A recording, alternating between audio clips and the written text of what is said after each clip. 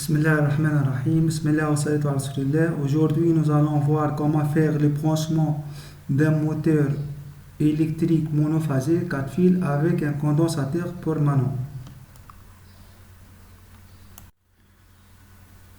Ici, le moteur électrique est constitué de deux enroulements, l'enroulement principal et l'enroulement auxiliaire.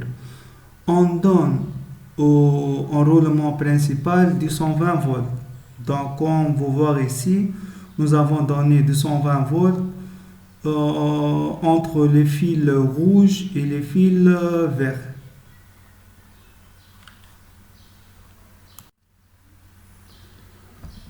Ensuite, on branche un condensateur permanent en série avec l'enroulement auxiliaire. On branche le condensateur et l'enroulement auxiliaire d'une manière parallèle au enroulement principal. Pour cela, on branche le condensateur avec les fils rouges et l'autre extrémité des enroulements auxiliaires elle est branchée avec le fil vert. Pour inverser le sens de rotation, il suffit de changer le branchement des fils verts et des fils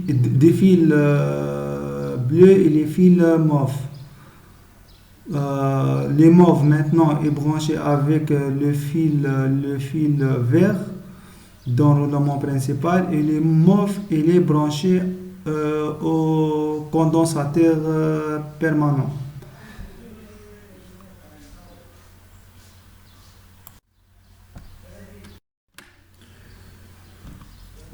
Nous avons vu précédemment comment faire les branchements d'un moteur électrique dans deux sens, dans un branchement filière. Maintenant, nous allons voir comment faire les branchements avec plaque à bord.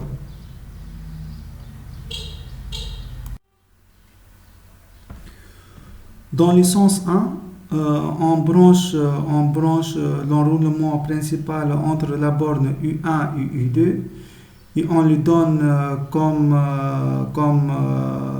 d'habitude, on lui donne 220 volts, toujours l'enroulement principal est alimenté en 220 volts. Le condensateur permanent est branché entre V1 et V2. L'enroulement auxiliaire est branché en série avec le condensateur permanent. Donc, le bleu est branché au W2 et le mauve est branché aux bornes V2. Ensuite, on branche le barret de couplage entre W2 et U1 et l'autre barret on les branche entre U2 et V1. Ça pour obtenir le sens 1, le sens horaire. Pour inverser le sens de rotation, il suffit de changer le branchement de barret de couplage. Donc, l'enroulement principal, on lui donne 220 volts et les condensateurs permanents et l'enroulement auxiliaire se sont branchés en série.